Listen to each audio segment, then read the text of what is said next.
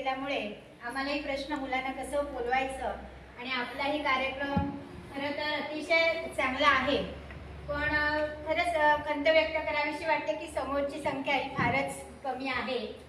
मला इथे निश्चित उल्लेख करावा असं वाटेल, आता काही दिवसांनी आषाढी एकादशी येते आणि आपल्याला सर्वांना माहिती आहे की या आषाढी वारीमध्ये सगळे वारकरी अगदी कशाची तमा न बाळगता त्या वारीमध्ये सहभागी असतात। मग ऊन वारा पाऊस कशीही परिस्थिती निर्माण होऊ दे, पण ती वारी मात्र सोडायची नाही असा अगदी पण असतो आणि अगदी तशाच पद्धतीनं कार्य करणारे ही लांजा राजापूर संगमेश्वर उत्कर्ष मंडळ ही जी संस्था आहे त्यांचं कार्य ही पंढरीची वारी, परंतु मी या ठिकाणी म्हणेन ही शिक्षणाची वारी आहे आणि ह्या प्रवाहामध्ये येणारं कोणीही वंचित राहू नये आणि ह्या उद्देशानं गेली अनेक वर्ष ही संस्था हे शैक्षणिक साहित्याचं वाटप, मी तर म्हणेन आमच्या संस्थेसाठी शाळेसाठी खूप मोठं योगदान या संस्थेचं आहे आणि आमच्याकडून जर त्यांना थोडंसं म्हणजे त्यांचं आभार व्यक्त करावं तर तीही त्यांना अपेक्षा नाही आहे। अतिशय निरपेक्ष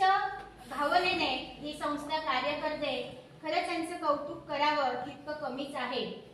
आज तरीही अगदी थोड्या संख्येने आपल्या समोर आमचे विद्यार्थी आहेत। आमच्या विद्यालयामध्ये सर गेल्या वर्षी 160 विद्यार्थी होते आणि आता 161 आहेत। आमच्या शाळेचे विद्यार्थी हे खूप दूरवरून चालत प्रवास करून किंवा बसने असे येत असतात आणि अतिशय म्हणजे वेगवेगळ्या क्षेत्रामध्ये निश्चित आपलं नैपुण्य दाखवत असतात। आमचा जो 10वीचा रिझल्ट आहे तो 100%च आहे।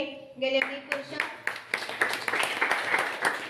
सेमी आणि मराठी माध्यम असे दोन्ही माध्यम आमच्या इथे आहेत, पण सेमी माध्यमासाठी बहुतांश विद्यार्थी सेमी माध्यमासाठीच ॲडमिशन घेतात, कारण यावर्षी आमच्याकडे 53 विद्यार्थी 8वीला नव्याने आलेले आहेत, पण त्यामधले 43 विद्यार्थी हे सेमी माध्यमासाठी आहेत आणि 10च विद्यार्थी मराठी माध्यमासाठी आहेत।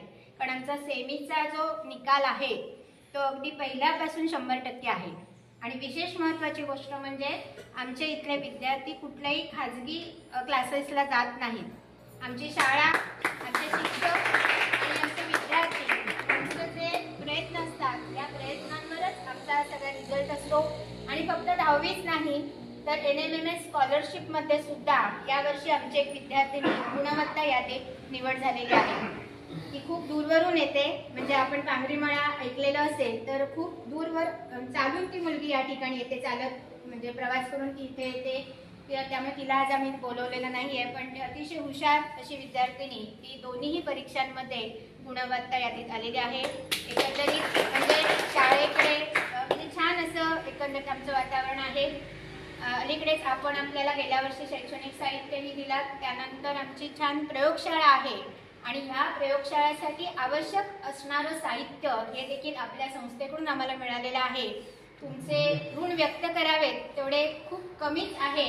आपण इथला कार्यक्रम संपल्यानंतर निश्चित ती प्रयोगशाळा आपण बघूया, कारण सुसज्ज अशी प्रयोगशाळा आमच्या शाळेचे माजी विद्यार्थीच विनायक सुर्वे यांच्या माध्यमातून वीरबॅक कंपनीकडून आम्हाला मिळालेली आहे आणि त्याच्यामध्ये आवश्यक असणारे साहित्य मात्र तुमच्याकडून निश्चित मिळालेलं आहे। त्याचा आम्हाला उपयोग होणार आणि आम्ही करणार आहोत।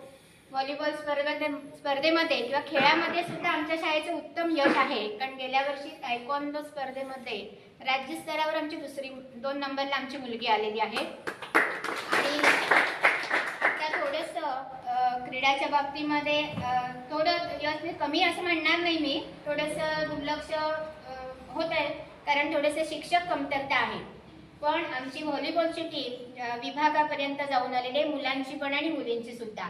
आणि पुन्हा आमचा आतापासून सराव सुरू आहे। आता पावसाळी स्पर्धा सुरू होतील आणि त्यामध्ये निश्चित आमची मुलगे तर खूप सुंदर व्हॉलीबॉल खेळतात आणि मी सांगितलं की आम्हाला कुठल्या साहित्याची गरज आहे आणि क्रिकेटच्या टीमबद्दल पण सरांनी विचारलं होतं आणि तसाही आम्ही प्रयत्न करणार आहोत। निश्चित पुढच्या वेळेला याल तर त्याच्यामधले पण यशस्वी विद्यार्थी इथे असतील। त्यामुळे या ठिकाणी आज हा कार्यक्रम आयोजित केलाय। फार न बोलता मी या सर्वांना पुनश्च धन्यवाद देते, त्यांचं पुन्हा एकदा शाळा आणि संस्थेच्या वतीनं स्वागत करते आणि जो मुख्य वितरणाचा कार्यक्रम आहे तो त्यांनी पुढे करावा याबद्दल त्यांना विनंती करते। धन्यवाद।